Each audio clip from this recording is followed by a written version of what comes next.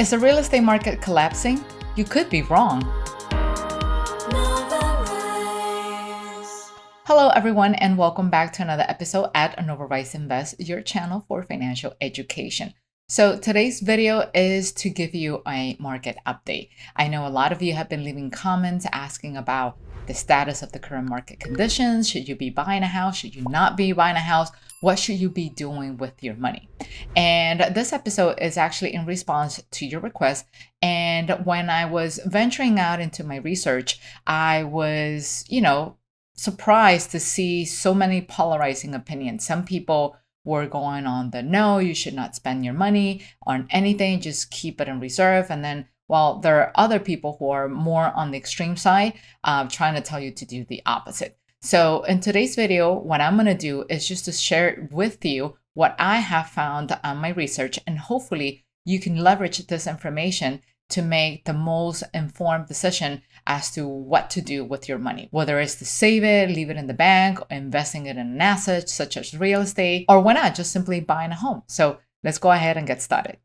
So first things first, we have this article from the Wall Street Journal, and where we are being informed that as of July 27, the Fed announced that the rates are going to go up again by 0.75 points. Okay. And in fact, Powell expects further increases even as some indicators show signs of softening. So high interest rates, what does it mean for you, right? So we have here an increase of 0.75 points. And so how does this translate? Like, what does it matter? Why should you really pay attention to what the Fed is even saying? Well, every time there's an increase in interest rate, that means borrowed money goes up, right? So that means your credit cards, any personal loans that you might have, and eventually your mortgage could go up as well. Okay, because if you come to think about it, when debt becomes more expensive, that means you have to pay more towards this debt and then more towards this debt, leaving you less money to address this, right? Now, for those who are actually wondering, well, why is this happening? Why is the Fed continuing to raise rates and making things a lot more expensive? Well, it's fairly easy. The Fed is doing this because of inflation. They're working on curbing inflation, which as of June of this year, inflation is at 9.1, which means that for every $100 that you have, the real value, meaning whatever you can truly buy with that $100, is the equivalent of 91.9. That means that your money is actually worth less. You are seeing the number 100, but in reality, this is how much you can truly afford with your money. Now, it sounds a little bit counterintuitive. It's kind of like on the opposite of the spectrum. You would think that if things are expensive, things should eventually go down in price, right? But no, it doesn't work that way. The cure to inflation, the cure to a high cost of living, is by increasing the prices even more. Yeah, I know, it sounds crazy, right? So we have high prices here. The solution for this is making prices even more expensive. Why does this work that way? Well, it's very simple. Let's assume you have something that is worth $100, right? And you're willing to pay for it. And more people are willing to pay for it as well, just like you are. And then eventually, the store or whoever service provider it is comes in and says, well, you know what? People are willing to pay this at $100. I'm running out of inventory here. Let me see if I can raise it to 150 and see if that slows down the spending. Maybe people will buy less of that. And that way we can, meet the demand. But no, it turns out that even raising the prices at $150, people keep buying, right? And so in a way, the consumer is telling the service provider or the product provider that, hey, we're willing to pay for this because it's worth it. And now the provider comes back and decides to increase the price again. And now instead of paying $150, now you're paying $200, and people keep paying for it, right? So eventually that dynamic is going to happen all the way to the point where the market says, you know what? I don't want to pay for this anymore. And that's when demand starts slowing down. So that's in essence what the Fed is trying to do here, to try to make the cost of borrowing more expensive. So that way there's less people buying stuff, and that includes houses, that includes real estate. Okay. And the downside of it is that when we're talking about an increase in interest rate, your mortgage becomes more expensive, right? And I know there's a lot of talks around there talking about a market correction, about housing prices slowing down a little bit in some markets. There's some truth to it, but it's not entirely true. Not every single market is experiencing quote unquote a correction, right? You will be surprised at what I found out. And I'm going to show you that in a little bit. But back to the subject of like the so-called supposed correction, right? So we had the situation here during the pandemic, and where, let's say, a property was worth $200,000, right? I'm talking about a 2-bedroom, 2-bath. And then eventually it went up to $250,000 a couple of months down the road. And a couple of months down the road, it went up again to $300,000, right? And as prices continue to go up, people were still willing to pay for it, right? Now, the Fed comes in and decides to raise interest rates right here in order to deter or to slow people down on the purchasing, and hopefully slow down the continuous increase of this property right here and avoiding it to hit this premium, right? So it turns out that what's happening is that in some markets, there's a correction. So let's say instead of you finding a property at 300,000, now you're potentially finding something at 280. And I'm just throwing an arbitrary number out there. Does it mean this is more affordable or is cheaper for you? Not necessarily. Think twice, because what fueled this, what allowed all of this to happen back in pandemic times, is that the interest rates were very low. So we're talking about rates that were under 3%. And now, given the increase, now 2022, now we're talking that we're dealing with rates that are above the 5.5%. So on average, I'm seeing that most people are actually closing with a higher percentage in their mortgage payment as opposed to this, which means that your mortgage payments have gone up. Okay. And now I know this subject has created some controversy in prior episodes because some people disagree with the fact that, hey, I don't want to pay more even though there's cheap money.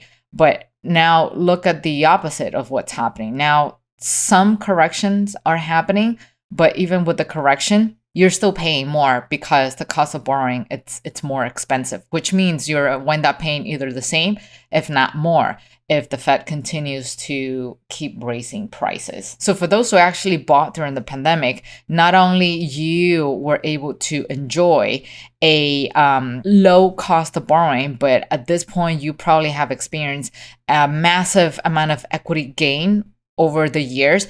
And if you have been following us for quite some time, you probably took action in executing a HELOC or a cash out refi that helped you freed up some of that money to either keep it as a safety net or just to use that money to continue investing and expanding your real estate portfolio. Now, on to the next subject, the subject that everyone is wondering about or talking about. Are we heading towards a real estate collapse? Are prices finally going to reset? And is this so-called correction truly finally happening nationwide? Let's check it out. So, according to this article from the Wall Street Journal, U.S. home prices hit a record of $416,000 in June as sales continue to slide. Now, once again, things seem to be a little confusing. You're seeing sales slow down, and the expectation is that the property prices should decrease. But the complete opposite is happening. It's actually going up and up. Let's find out why. So from what we see here, the median sales price of an existing home climbed to $416,000 in June, the National Association of Realtors said on Wednesday. That is up 13.4% on the year and the highest since record began in 1999. Wow, we're talking about an increase of 13.4% in the year, and it has been the highest price increase recorded since 1999. Now, despite the higher prices, homes are still selling quickly, suggesting that demand remains resilient for now. In fact, properties remain on the market an average 14 days in June, the fewest in records going back to 2011. Having your property sold in 14 days, it's a true record, because on average, on a good, healthy market, it takes an average 30 to 45 days to sell. And having property sold in 14 days, that means that there's not enough inventory to meet up with the demand. And based on what we see in this article, the inventory of homes for sale has increased, but remains low with a 3-month supply of unsold homes. Now, just to get a little bit of context, 3 months of housing supply is not enough. For a healthy market, for a healthy economy, we need an average of at least 6 months of housing supply. And now this article is pointing out that we have only half of it, which is not enough to meet the existing demand in the market. And as if this wasn't enough to add to the equation, we also have the builders factor, right? So builders are now focused on selling the homes they have already completed rather than building more, according to what analysts are saying. Now, I want to take a moment to remind you that if you like this episode, feel free to hit the like button right here below so you can help this episode rank and help others like you looking for information of this kind. And if you happen to know somebody who will find this information useful, feel free to share the love and send this episode their way so you can help change their lives for the better. Back to the episode.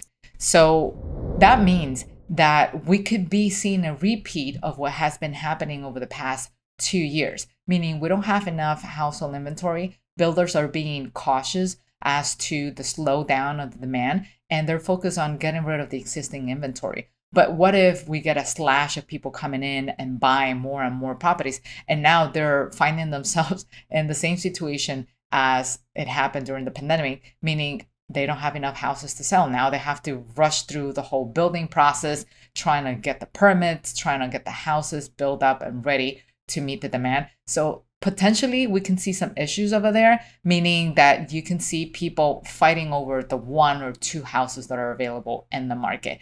And guess what's going to happen? People are going to bid for it. They're going to get into bidding wars and try to offer the most they can in order to win that so-called home that they want so badly. So with everything that has been going on now, does it mean that there will be some type of disruption?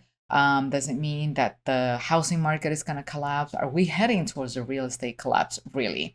So I did a little bit of digging, and according to the information that I found, it seems that we are probably not going to even enter one. And here's why. So we have this article by Bloomberg, and where they talk about a possibility of escaping a crash. And according to the information they found, it seems that the housing market is saying yes. Here's what we found. Raising mortgage rates crushed affordability and led to softening demand, but much needed cost relief is allowing builders to sweeten the deal for buyers without destabilizing the broader economy. So I actually want to make a note of here. So we have this article on Bloomberg.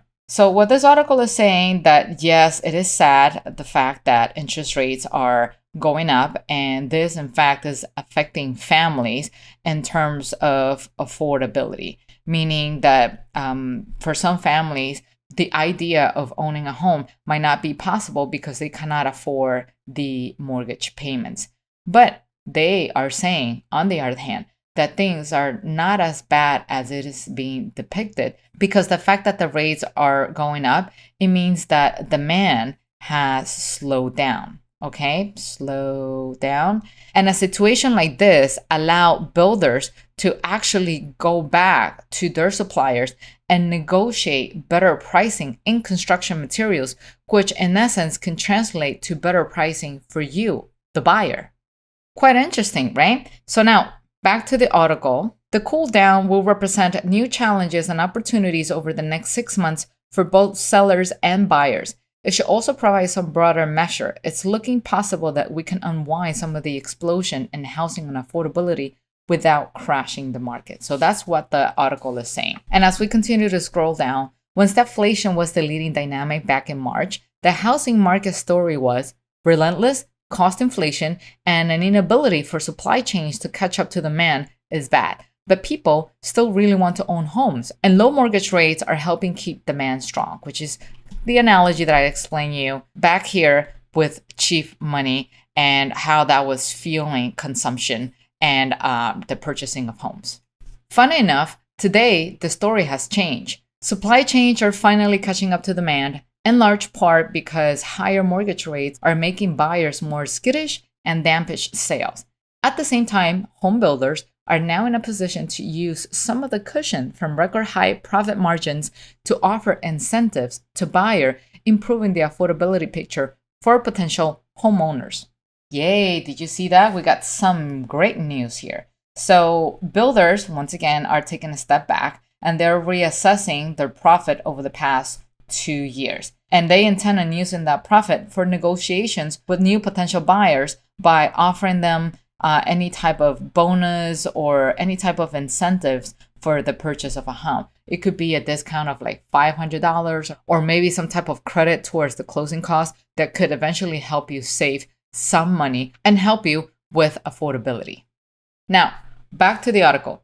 Because lower demand is leading to supply chain relief, home builders are in a position to push back in cost increases from suppliers, helping them offset some of the incentives being offered to buyers, just like I said before, right? And to the extent slowing cost inflation in the housing market is a bellwether for inflation in the broader economy, there's the prospect of the Federal Reserve becoming more relaxed, and that will allow mortgage rates to fall back somewhat, helping even more with affordability and getting the housing market back to something more like normal growth. Now, there you go. That was Bloomberg's opinion. Now, I want to pause for a second and ask for your opinion. What do you think about what I'm sharing so far? Let me know down in the comment section below, and your comment will help me get to know you better so that way I can design a much better episode that can meet your needs in terms of what you're looking to learn. Now, back to the episode. Now, let's check out what Forbes has to say. Will the housing market crash? Expert gives a 5-year prediction. And as we start venturing into this article, there's that famous question, are we headed into a housing bubble? And according to this, the Federal Reserve Bank of Dallas identified signs of a brewing U.S. housing bubble in a blog post from March 29. Though the sharp increase in home prices in itself does not indicate a bubble, the report said there are other fundamental factors to consider, including shifts in disposable income, the cost of credit and access to it, supply disruption, and raising labor and raw construction materials costs are among the economic reasons for sustained real house price gains. Even though the report called the current housing market abnormal, the authors concluded that there is no expectations that fallout from a housing correction will be comparable to the 2007 and 9 crisis in terms of its magnitude. At the same time, household balance sheets appear in better shape, and excessive borrowing doesn't appear to be fueling the housing market boom, said the report, adding that the market participants and regulators are better equipped with tools and early warning detectors to thwart such a crisis. Meaning now they're better qualifying their home buyers, making sure that loans are not just given to anybody, that they can only get the loans approved to people who are responsible with their money and that they're not engaged in excessive borrowing. Now, the part that everyone has been waiting for, why the housing market will likely stay hot. So there are a couple of reasons right here. First, it's millennial demand for housing, followed by the Gen Zers right behind them. And as we scroll down, you'll see this big table right here, right? So we won't see a downturn because the housing market saw a little increase in inventory for the past 10 years. And in a few years, Gen Zers will be turning 30 and more financially ready to become homeowners than millennials were at their age. So here's the table right here of the different buckets of buyers. And these are the ones that are actually leading the market share. So we got the Gen Zers who within a few years will be 30 years, but the median age as of today in 2022 is 21. There's also the younger Gen Ys and the millennials ages 22 to 30 years with a median age of 27 today. And there's also the older Gen Y and millennials ages 31 to 40 years with a median age of 35. So there you go. As you can see, there's plenty of demand right there, and there is not enough supply to keep up with that demand, as you can see as reason 2, right? So once again, supply can keep up with demand. The severely low supply is also helping fuel demand and higher home prices. The supply-demand imbalance is the primary reason home prices have escalated so rapidly. And once again, in a balanced market, the month of supply will be around 6 months, just like I mentioned at the beginning of the episode, and the time it will take to deplete all homes for sale and the current sales pace. But today's market has only 1.7 months of supply. So according to Forbes, the existing home supply, it's even lower than what the Wall Street Journal is saying. So it's safe to assume that the available housing supply in the market is somewhere between 1.7 months to 3 months of supply, which according to what you can see here is not enough to meet the demand because the market will be needing around 6 months of inventory supply. So we're definitely on the low side of the inventory. The third reason right here, we already mentioned that borrowers are less likely to default on their mortgages because let's face it, the differences between today's housing market and that of the 2008 housing crash is that lending standards are tighter due to the lessons learned and new regulations enacted after the last crisis. And essentially, that means those approved for a mortgage nowadays are less likely to default than those who were approved in the pre-crisis lending period. And now, I know that not everything can be wonders and that there's some things that you should be paying attention to. And those are the warning signs. That's why I highlight every single time that it is important to continue to monitor the market so that you can stay on top of what's happening. And based on that, kind of like reassess your current situation and decide what to do or what next steps to take. So according to Forbes, there are some warning signs that can dampen the housing market, meaning that it could impact you in a negative way. So the first one is the Russian war on Ukraine. This shouldn't be a surprise by now. And we all know that at this point, energy prices are on the rise and they're facing more upward pressure as the US and the Eurozone has banned Russian oil after its invasion of Ukraine. Higher energy prices will continue to fan the flames of inflation, which along with higher interest rates could cause people to pull back on spending. And this means consumers could lose some appetite for home buying as well. Also, the ripple effect of the US oil embargo on Russia can lead to even more problems with supply chain issues, which will continue to already heighten inflation. And as the cost of goods increases, consumers tend to be less comfortable making big purchases, for example, like buying a home. So now, for those who are looking for a solution, what should home buyers do? What can you really do? Well, according to the article, it seems that there's no really a clear answer. Nothing is black and white because it will all depend on your financial situation and also will depend on how comfortable you are with the current market circumstances. So according to this article, what we see here is that for some buyers, the current situation will mean moving away from big cities into more affordable metros. For others, it means stretching their budget or compromising on size or other amenities. On the other hand, there's also the option of snagging a house now, even if it means sacrificing other purchases.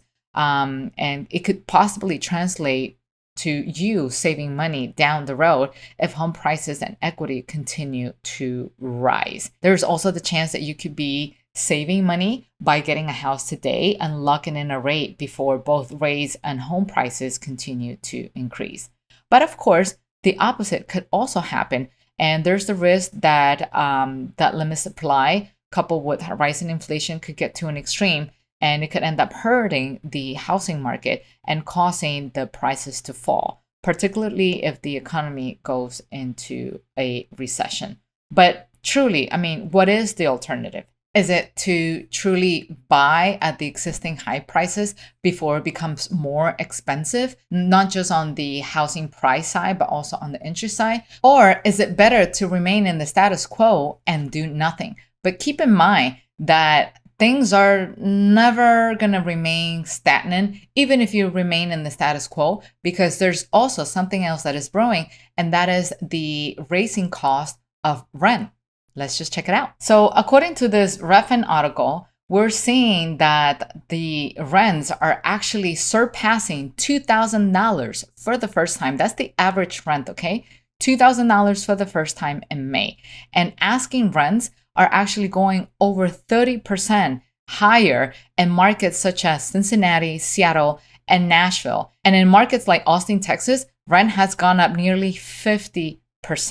So that in fact limits our options. So what should we really do? I want to open up the floor for comments now. I want to hear about you. What are you planning to do based on the information that I'm sharing so far? Are you going to go ahead and try to lock in a rate and buy that property ASAP? Or do you rather just remain on the sidelines and wait and see what could happen? Maybe there's a market reset. But remember, if you wait, you're also risking putting more of your money towards your rental, because that shows that everything is going up in price. So let me know in the comment section down below. I can't wait to read your comment. Oh, and also tell me why you are making that particular decision. Now, while you're still here, check this episode on the side. It's going to help you complement everything you learned today. I'll see you soon. Take care. Bye-bye.